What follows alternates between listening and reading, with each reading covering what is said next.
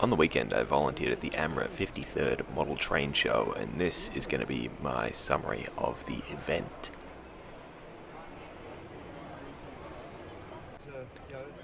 So, first layout I had a look at was Chikamus Canyon, which is a Canadian British Columbian HO scale layout, and this thing is terrific. It offers several vantage points for people to take great videos of the logos, but also is just amazing to look at. It's like 2 feet tall of fully modeled scenery. Every angle looks good, and the detailing, the consistency of detailing, the show of modeling on display is seriously impressive.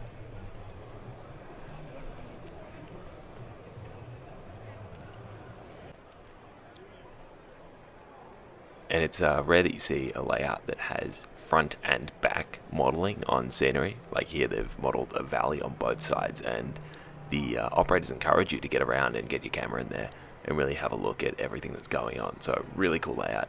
This thing is here most years, and it never disappoints any time that it's here.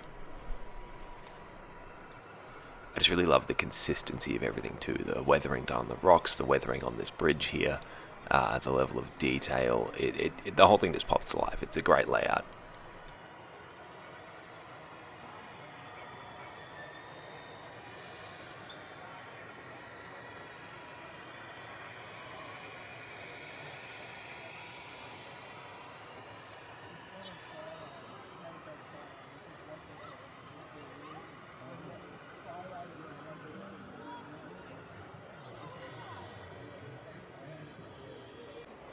Next we had Taridale, which is a Victorian HO scale layout, and I'm missing the key bit of footage for the start point, which would be the giant viaduct that it has, and that is really its impressive showstopper. It is the gimmick of the layout. I think what was also really great about this was the level of detail architecturally paid to everything. All the buildings really blended in nicely. You could tell that it was inspired by real locations, and the weathering on the buildings and the structures. It all tied together really well. The impressive level of detail everywhere, and great choice of period-appropriate stock as well. I didn't see anything that was anachronistic running at the same time. They really picked and chose what things were on the layout at once, and that really helped to cement in the consistency and the world building that they were doing with this layout. So, great operation, fellas.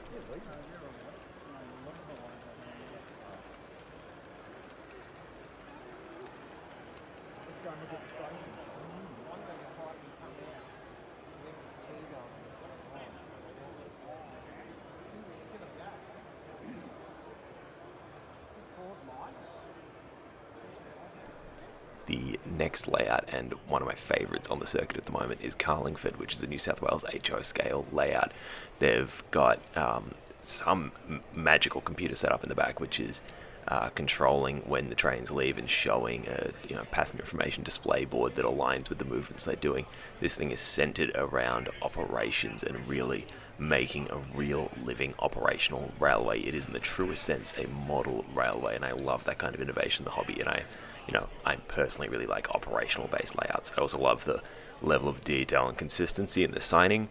The messaging in this layout is really clear, and the level of detail is awesome. The train on platform number 1 goes to Clyde. First stop to Lothian, then Dundas, Rydalmere, Camellia, Rosehill Racecourse, then Clyde.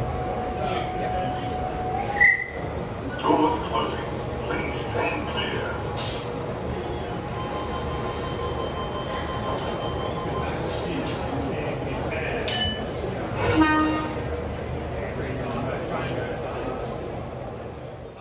I also think that the use of colour is really true to the subject matter. A lot of layouts that are Australian tend to look too green, whereas in this you can really see the ochre and the yellows and all of those like reddy colours shine through in the grass and the foliage, and it really sells me this is a dry climate, this is Australia. I really love the detail in the scenery here.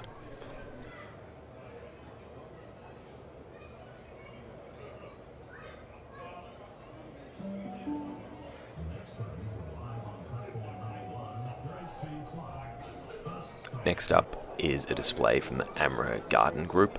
And look, this isn't usually my cup of tea. G-gauge stuff tends not to be that heavily on railway operations or, looking like a model railway. But to the credit of the AMRA Garden group, I really love the township they've got in here, very Central European. I believe they're meant to be German or Austrian influences. But, something that is rarely done in circuity, roundy G-scale layouts is a train that stops at a station. So they get some operational points there. Well done, gentlemen. In many ways, this layout does something that not many garden model railways brought to an exhibition table do. So, yeah, again, very well done, gentlemen.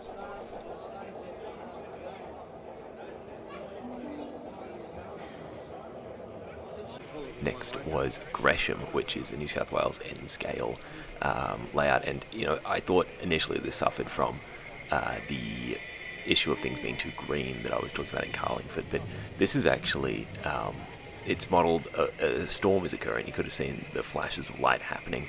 You won't be able to hear it in the video, but there was a thunder sound that played with that, and I think the colours here really do sell the story of a gloomy, wet day in the middle of Australia. Choice of foliage, great. Choice of colours, awesome. Something I really liked about this layout as well, and you'll be able to see it in a bit, is the working semaphore signalling. So they've got actual signalling operations, and the operators are obeying the signals, and running some realistic railway operations. It's good fun. It's great to see.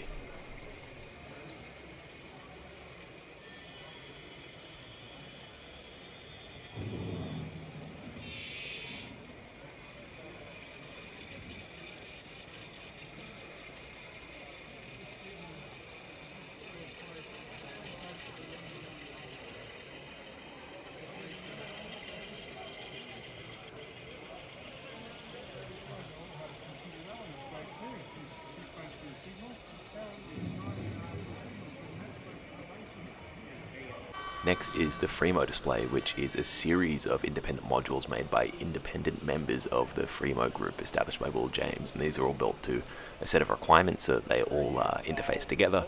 I really like this one of this township. I think it's got lighting, it's got level differences, it's got all the buildings, the weathering, the detail. I just think it's incredible. And this is another one that I really enjoy, this dock scene.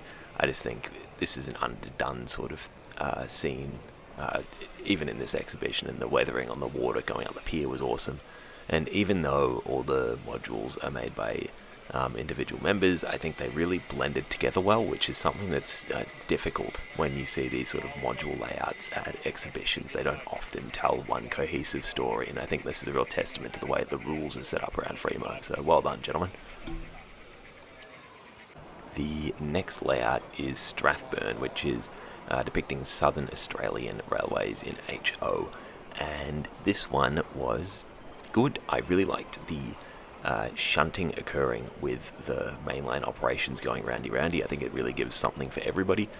Personally, I really like shunting and watching shunting moves, but a lot of people like to film all the long runs, which funnily enough has been most of what I've been filming because it's easier to figure out when to start and stop filming, so it makes better content. Disappointing given that I have a shunting layout that goes to these things, and I see why people don't film it because it is annoying to film. But yeah, no, I really love how this caters to every kind of group that could want to see a layout. Like this and Chatterton are peak for big layouts.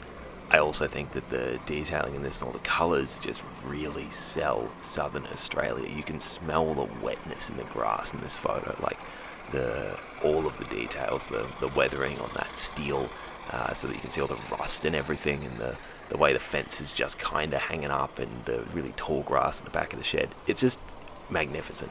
Brilliant modelling. Well done.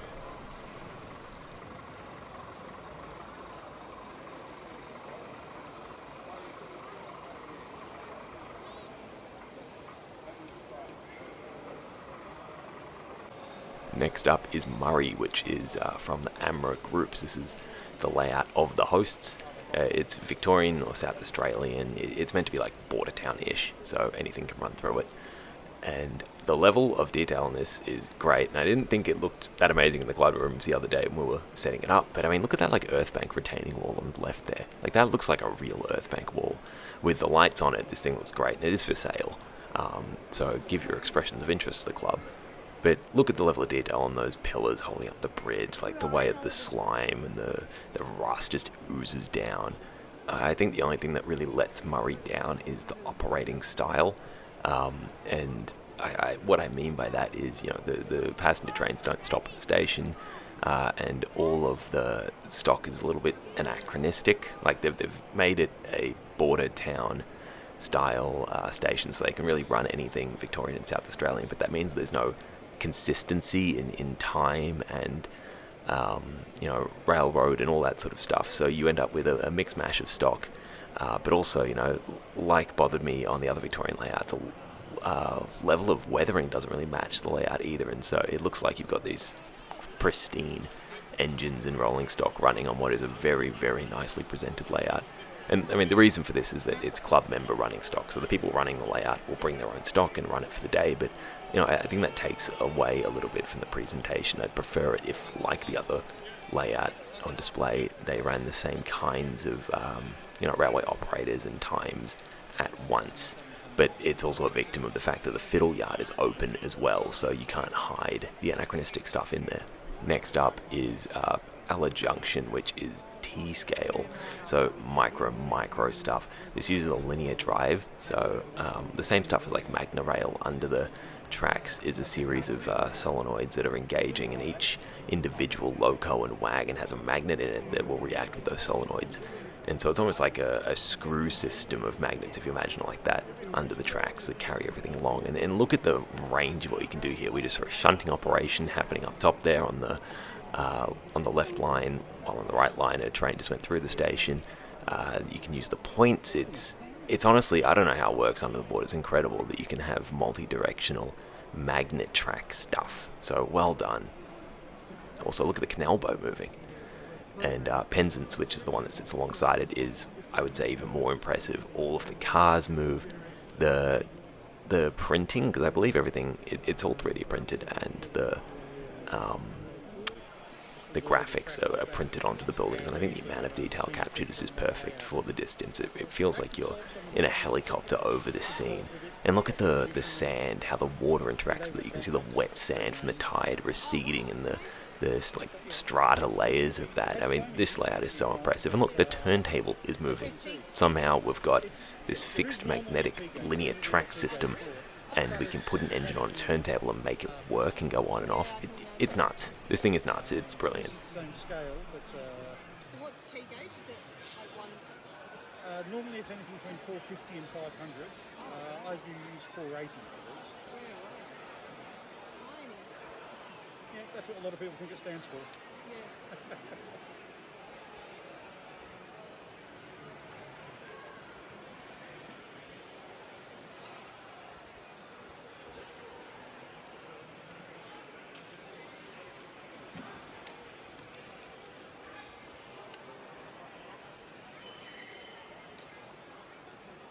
Sorry. That's all good. No. I can't hold the whole thing just because I got a camera on.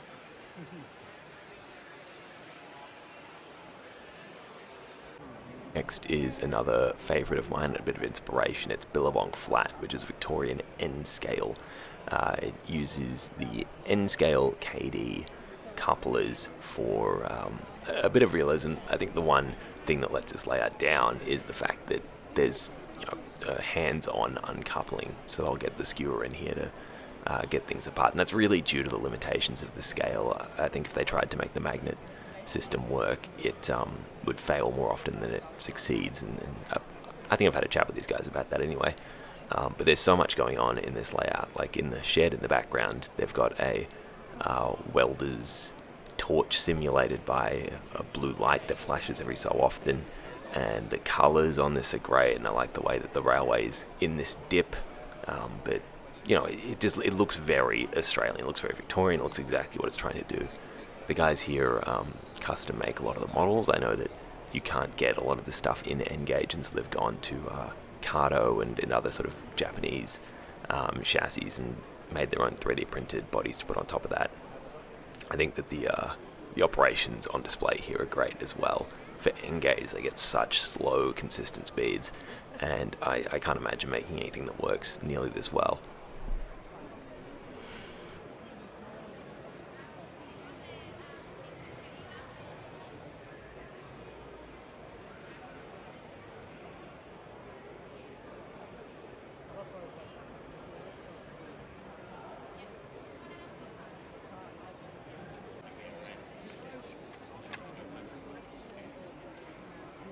when I was filming, they had a bit of trouble with this crossover, and I thought I'd leave it in here as just a bit of funny hand of God.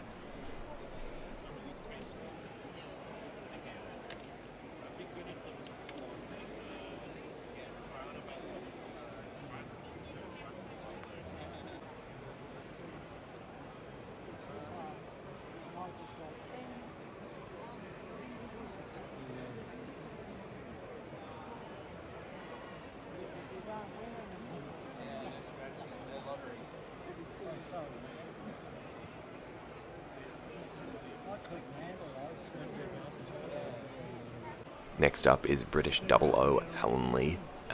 This is another shunting end-to-end sort of layout.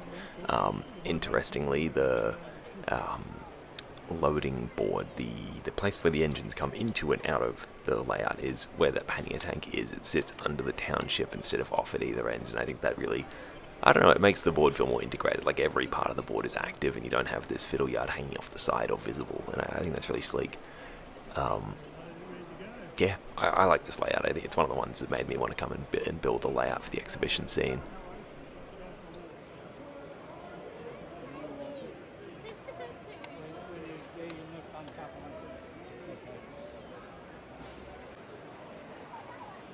Yeah, that's my kind of shunting speed, boys.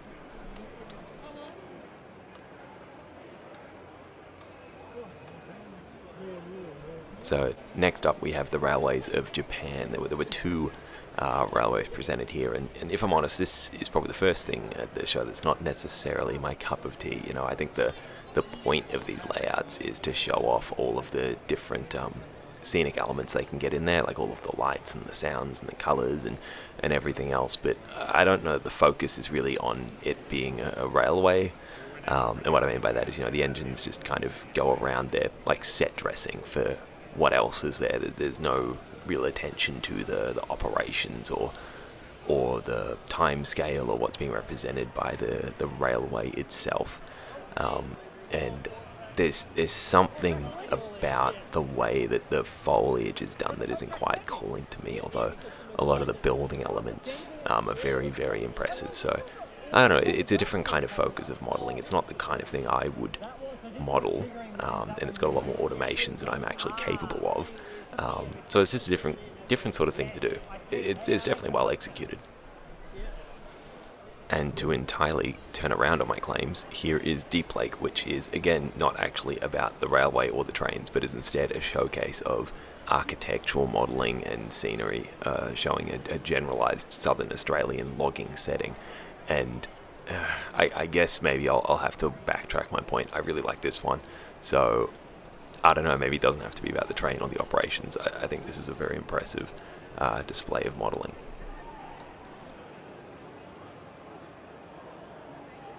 Next up is Chillturn, which is a Victorian HO layout, and this has lots of integration with Paul's 3D, who is a trader here. And look, I'll be honest, I didn't connect with this one, and I think it's just the 3D elements felt a bit stand-outish, and not in the way that sells it necessarily. Like, you can see here, they're just kind of printed and plonked, and I think they could be better sold with just a little more weathering and detailing and being massaged into the background, because the modelling here is quite good, but I feel like these 3D printed elements stick out for the wrong reason. And the background, look at the colours and the beautifully painted like watercolour background. If the rest of it extended that into the scene and the 3D printed stuff really was massaged into that a little better, that it could have been a really good layout, but I don't know, it stuck out a bit odd. The next one is 2 Creek, which is from the Phillip Island District Railway Modellers, and this thing is very, very impressive. It's in O scale on, I think, ON30, and just look at the forest and the trees and everything here. It feels like a real place somewhere in Australia, and the weathering, look at how, like, it's that grunge grey nothing colour that it's so hard to get right, so hard to replicate. And look at the way the greenery comes up that trestle bridge and the speeds the trains can get. I wonder where this is modelled after, because it's so clay soil rich. I don't know, the kinds of like ferny forests that this is representing usually I would think that those would be like deeper, richer sort of soils, but this is quite clayish, so I know it's going to be based on somewhere real. I'm just not sure where it is. But yeah, great show of modelling. The foliage is all fantastic, the details are great, and I love the realistic kinds of speeds that these engines get, just slowly piddling about this little logging town. And the architecture on these buildings is really good as well. You know, it calls to an Australiana. It's dripping with it. And that's the whole video, so I hope you enjoyed.